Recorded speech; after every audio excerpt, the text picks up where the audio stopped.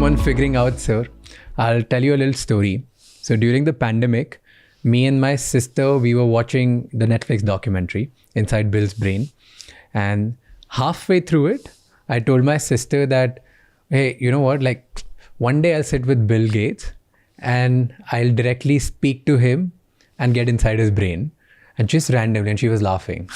So this one's for you. You did it. Yeah, so it's an opportunity. I don't know how it just came out of my mouth and it's happening today. So thank you so much for doing this.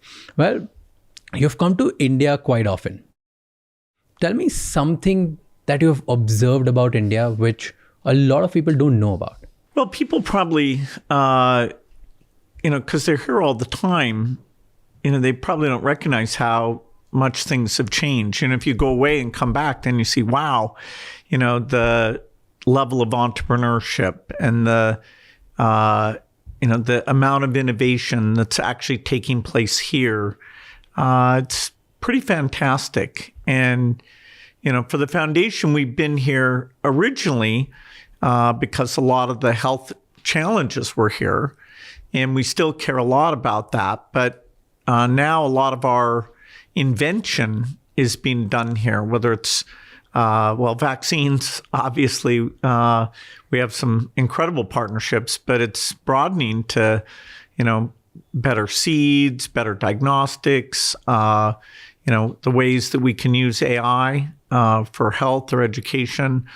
So the innovation ecosystem has really exploded, and that's going to be great for India. It's going to be great for the world. So when you meet other leaders around the world, or when you meet your billionaire friends, what's the first thing you tell them about India?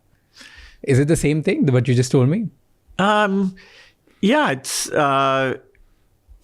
we've had such a great experience in our work in India. I encourage people to come and tap into the great things going on.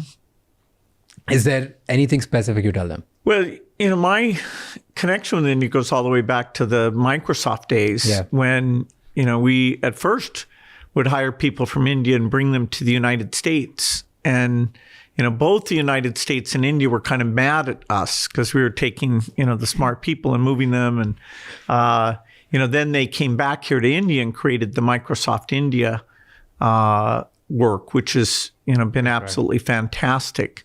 So, up until the year 2000, I mainly knew the tech scene. So, a lot of Bangalore, Hyderabad, seeing the country more broadly, that's in my foundation work. So, Bihar, UP,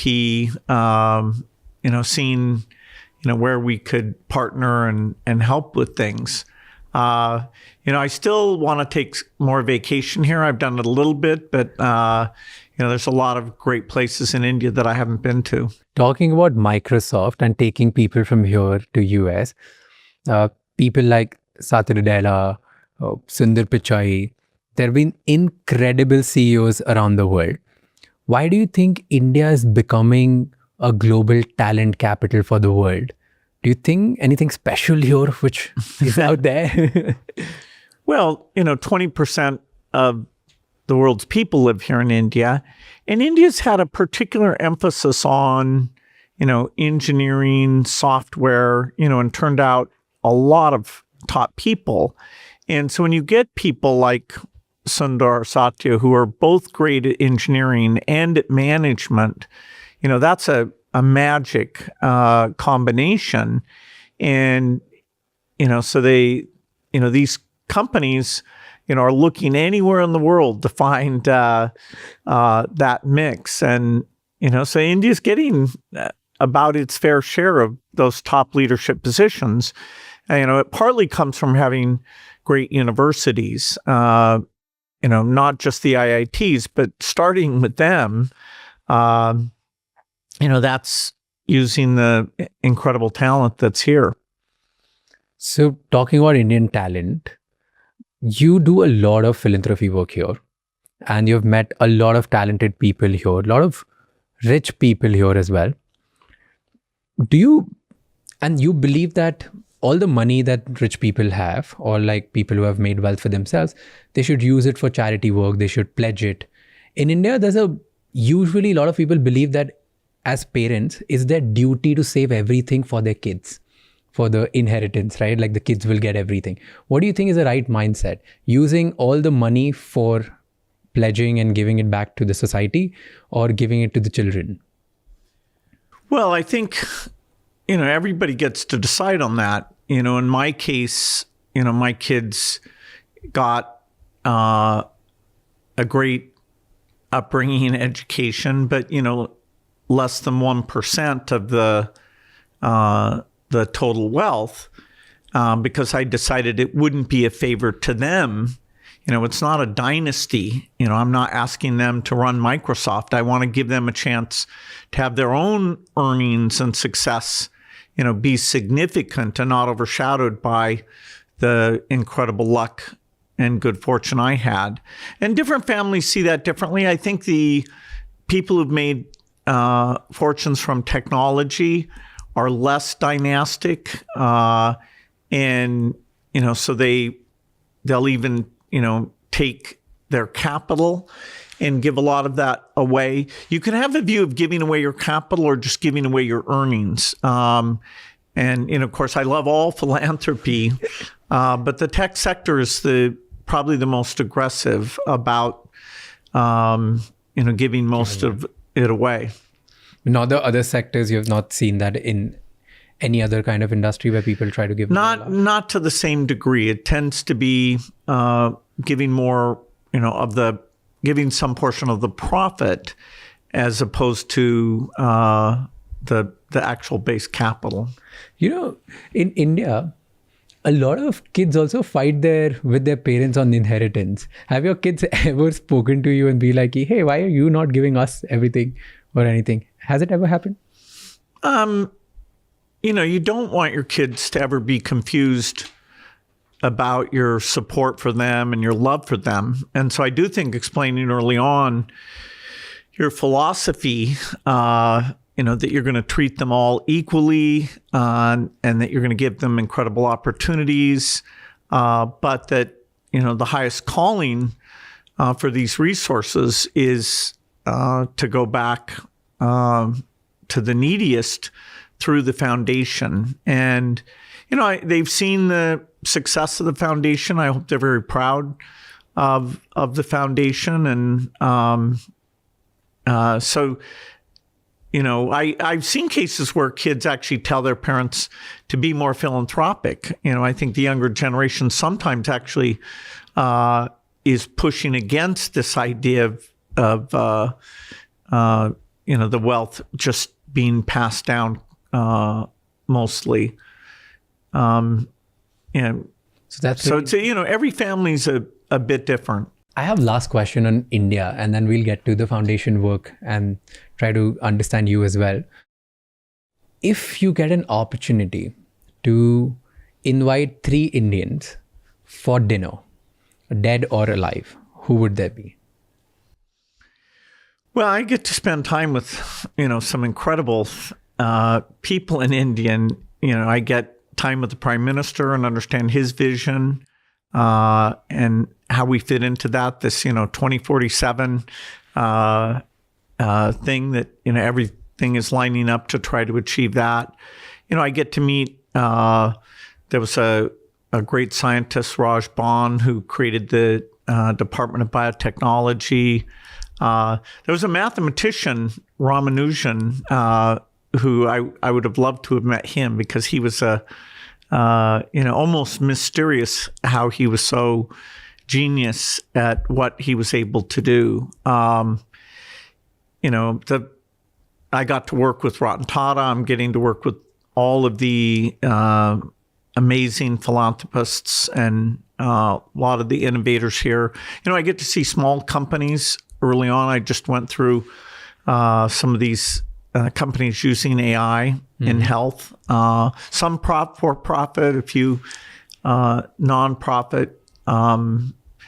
We had a great 25-year celebration, and this great sitar artist came, and that was a pretty special thing. Nice. So it'd be hard for me to pick. There's so many incredible talents. You can't pick three. I think I defend some people by not including them. Fair. Okay, you were talking about small companies. If you were to start something from zero in India today, where would you put most of your time? And what's the first step you'll take? Well, you'd mostly start a company because you think you enjoy working on something and you think you have a world-class understanding of, a unique contribution. For me, that was software. For this day and age, if you think you understand, fusion, that's great. If you're successful, which that's risky, you could really improve the world. AI is sort of today's equivalent of what I did when I was young, to see, wow, the possibilities are unlimited. And so, I'd probably be doing one of these new AI companies if I was starting out today. Do you still feel there's a lot of opportunities in AI to build something as significant as what you've built, or it's pretty late? Well, the big companies are putting a lot of money into it. And the number of companies globally is huge. I mean, many people didn't even know these Chinese companies were doing all this work, and yet, some of the best results over the last 6 months have come from 3 or 4 of the models there.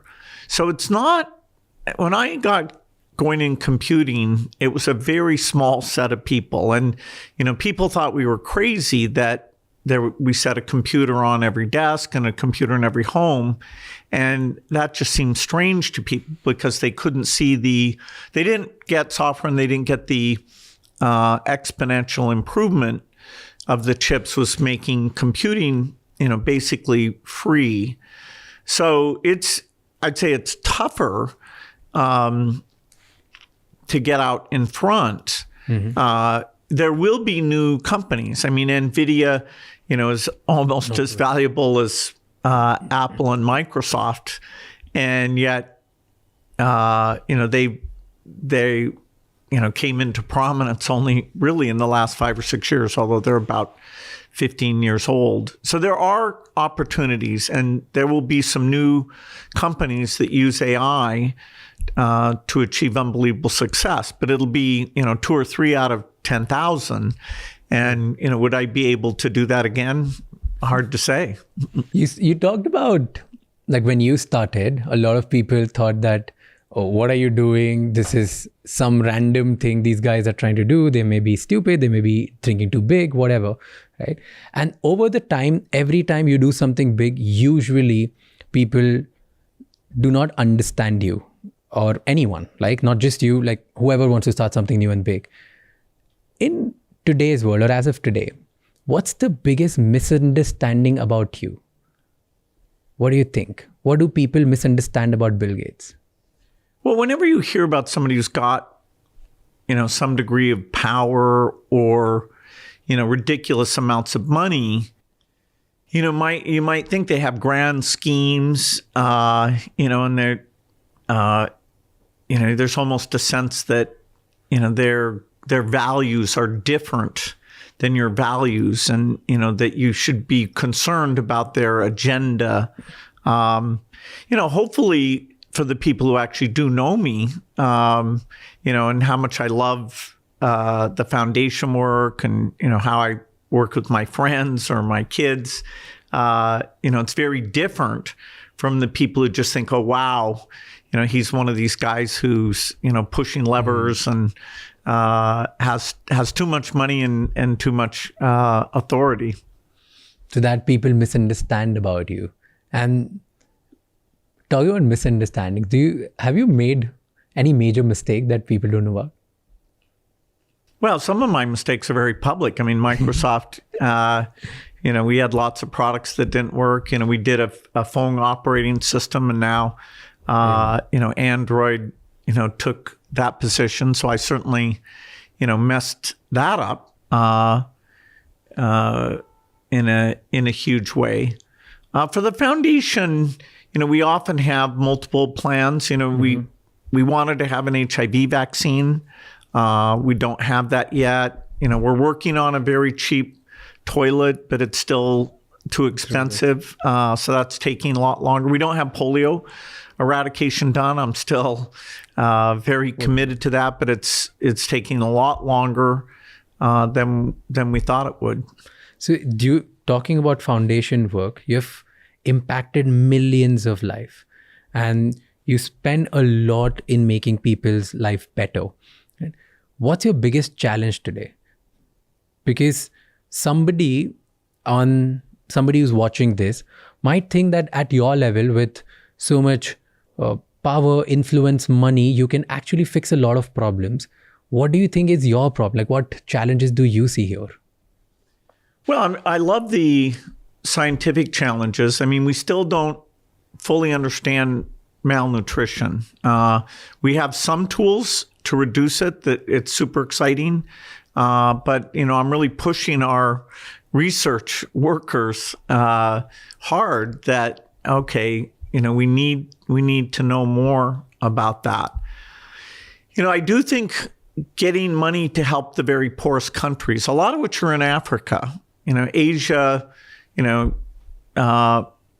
of the countries are having good economic growth, and Africa has a lot of unique governance or instability or disease challenges. And so telling people they should, help out other humans, even though they're far away and speak a different language, that's not as easy as I thought it would be. Right now, some of the rich countries, including my country, are cutting their aid budgets, and I'm very disappointed. To me, that's not, the golden rule of treating people like you'd like to be treated.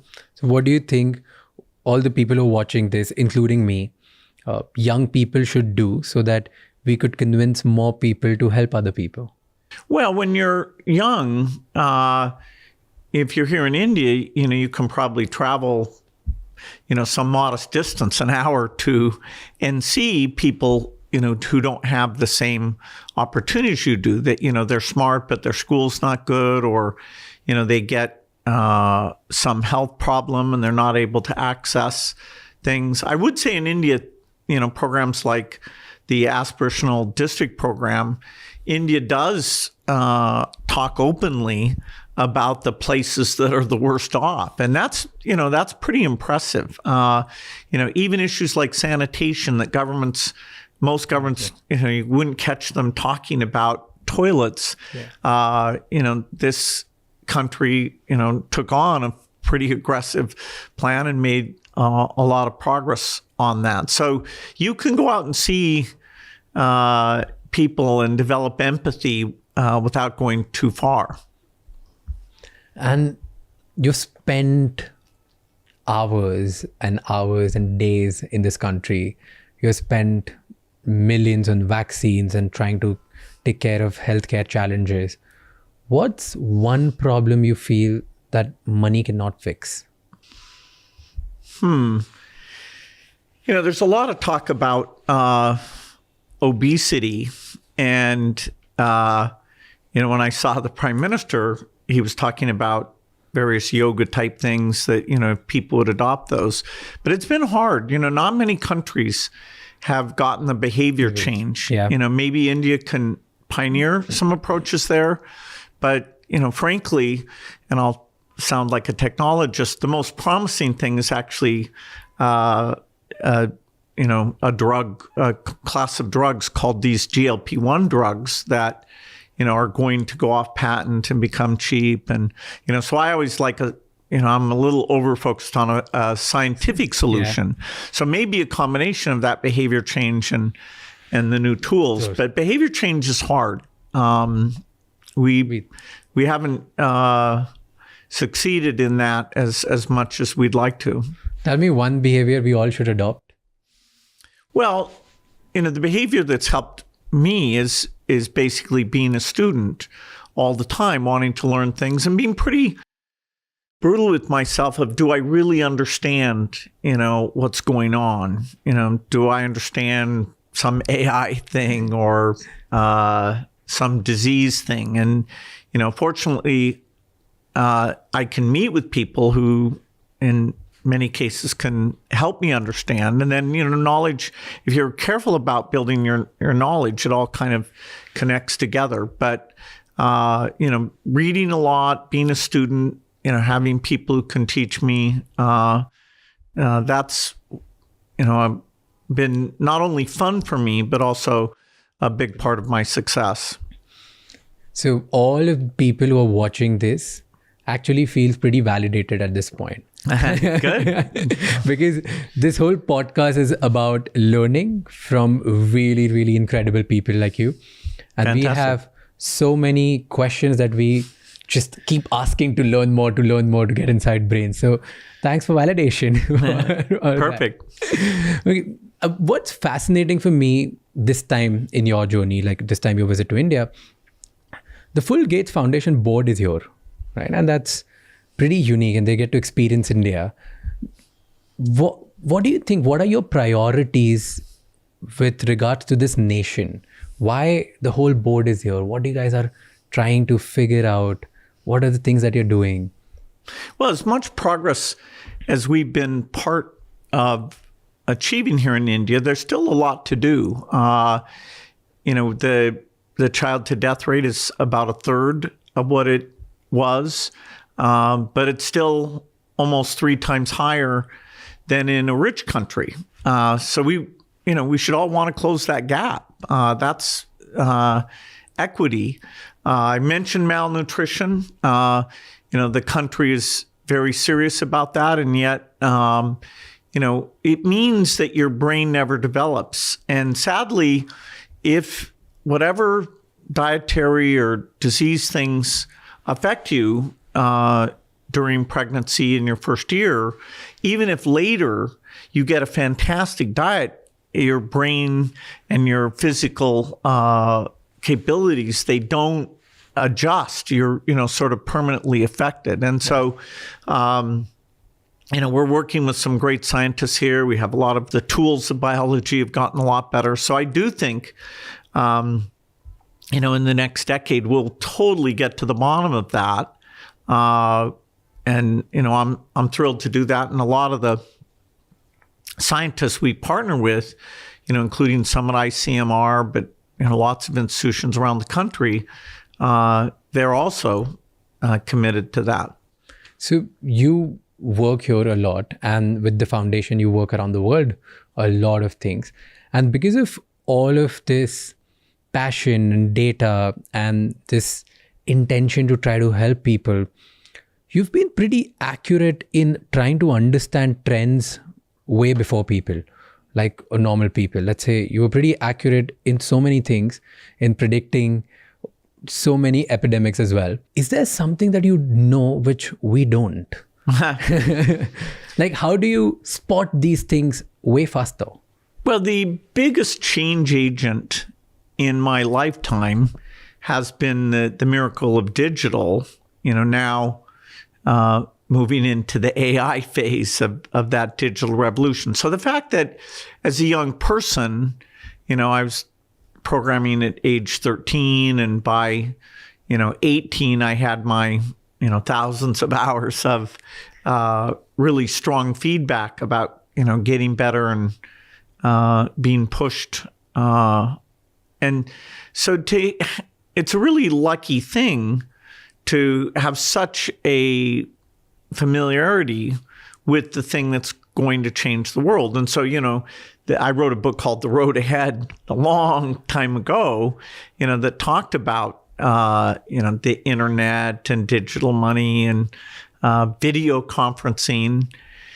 And then when I moved into the foundation work, the health work, people in that community understand pandemics. And, so my saying, hey, there's a big risk, and the thing that's going to kill, 10 million additional people is likely to be a pandemic, that's commonplace knowledge if you're in the global health community. It's a very small community. But I was just somebody who was listened to stating this. And sadly, most of the people who listened to that prediction listened to it after it came true. Then, what my goal was people to hear that and actually stop it from happening. That's usually the case, right? Like people listen to pieces, golden advice pieces and pieces of nuggets way after the time has been passed, right? Because of this, do you fear anything today?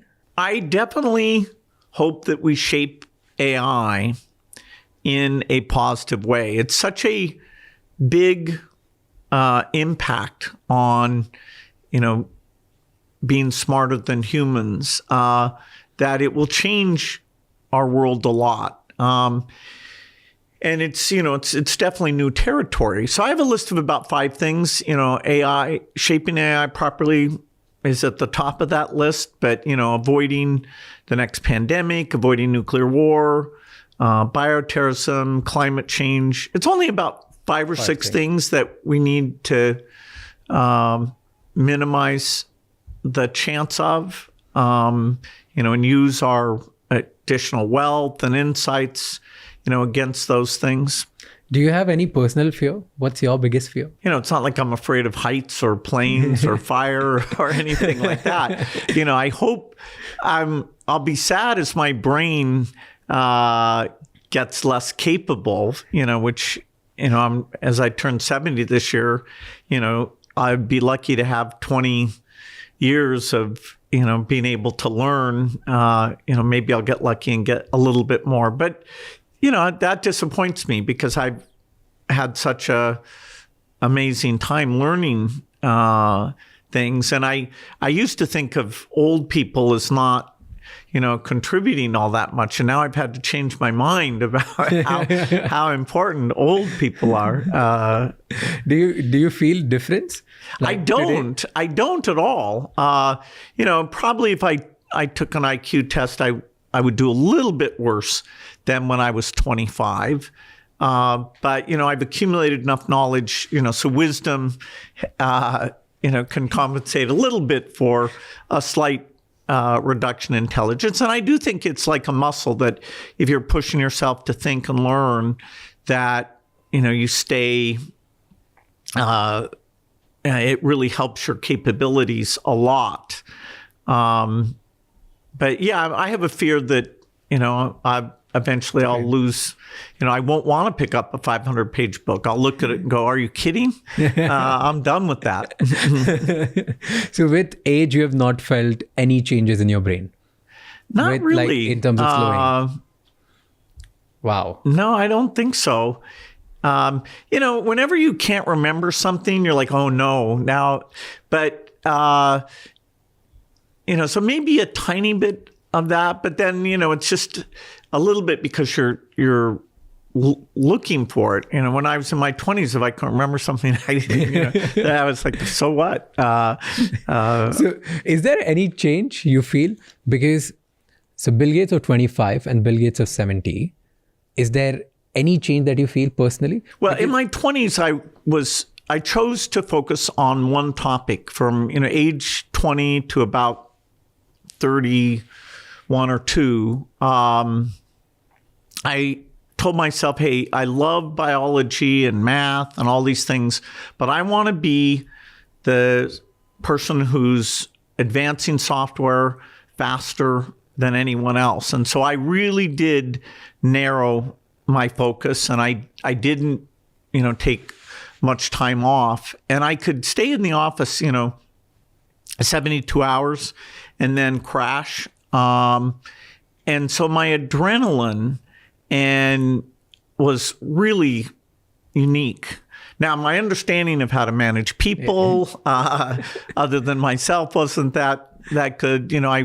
I look back and, I've learned a lot since then. But just my stamina and focus for that period of my life, being kind of a maniac, was the right thing. And, my competitors would say, "Oh no, you work too hard," and I'd say, "Yes, I do." Do you think that's a great advice for every young person who's watching? Well, be a maniac in your 20s. It's not for everyone. But if you're in a race, and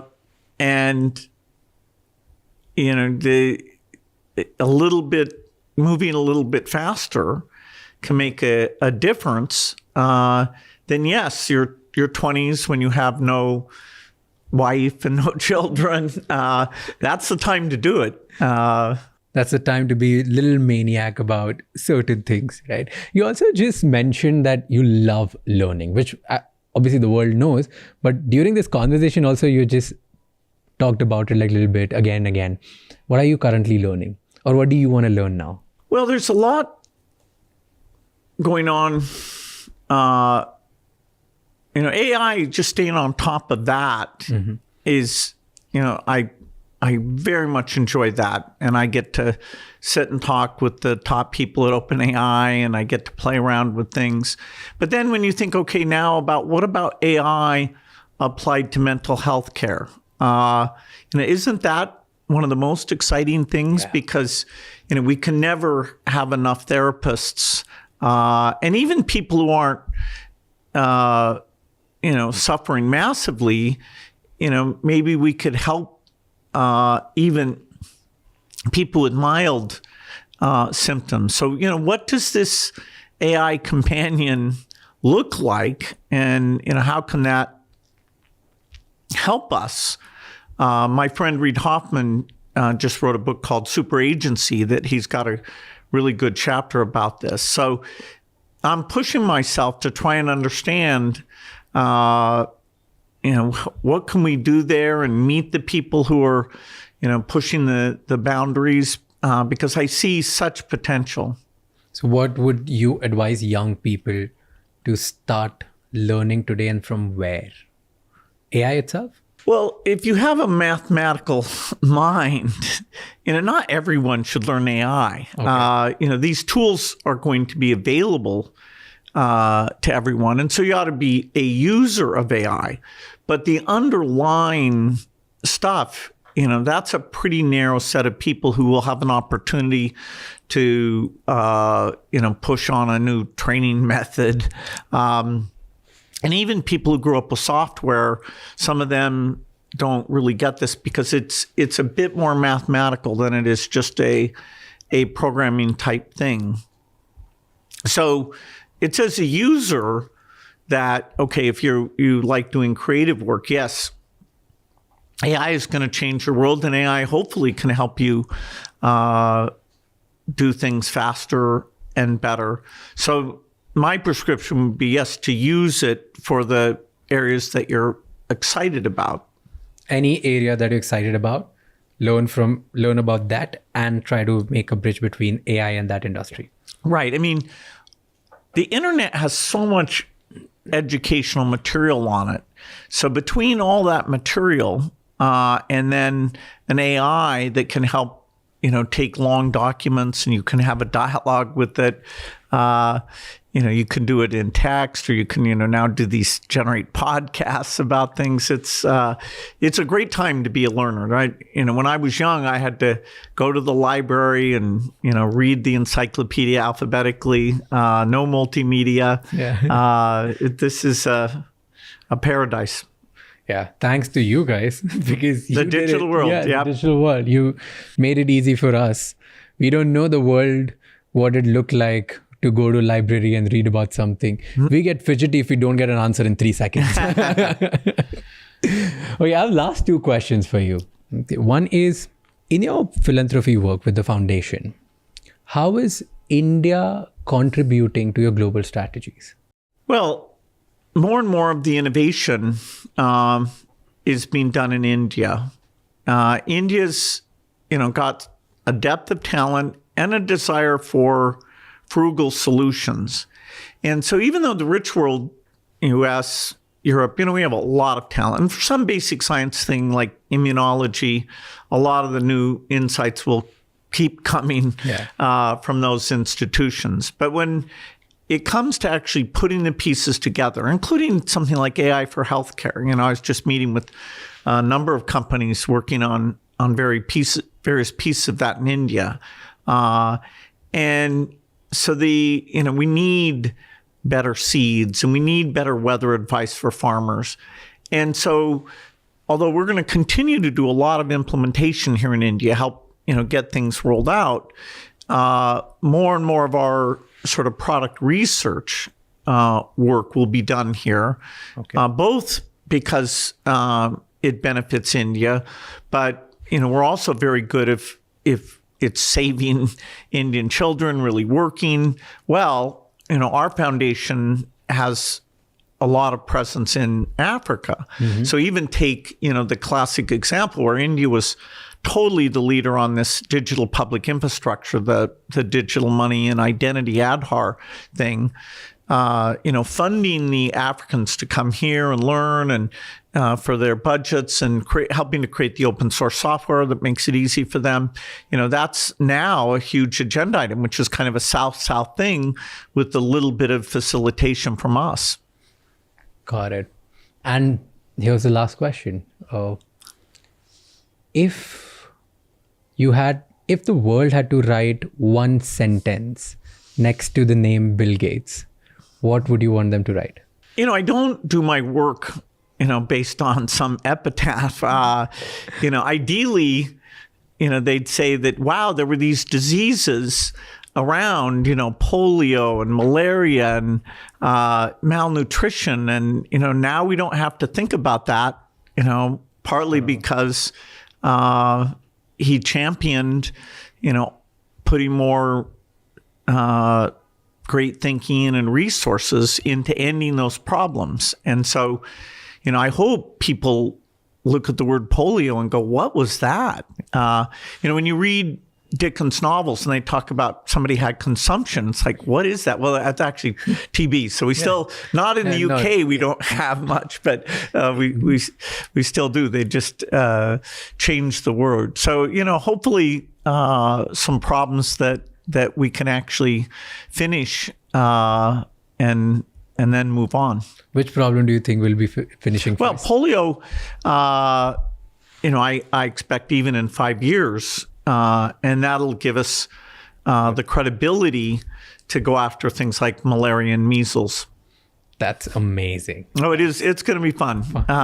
It's amazing. If in 5 years we can make that a reality, it's going to be incredible for the humankind. It's wow. Yeah, it's only happened only once. Smallpox was eliminated back in 1980. So, polio, serious disease, it's going to be the second.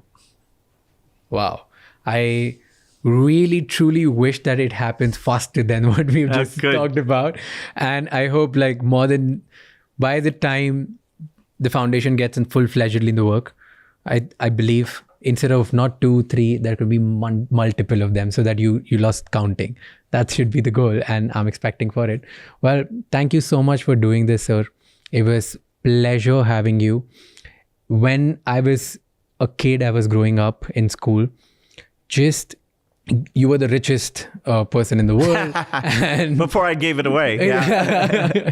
So your name would pop up. So just to talk about you and how you made your money was a proud feeling in school. And in friend circle, everybody would respect you that, oh, you know so much about this person and that. From there, that kid sitting right in front of you and trying to, being in a situation where I'm sitting with you and figuring out what's going on in your brain, it's an incredible opportunity. I'm so grateful. Thank you so much for doing this. It's a dream come true. Great. We'll have to do it again. Yes, we need to. Right. I've got you on camera now. Thank you. Thank you. Pleasure.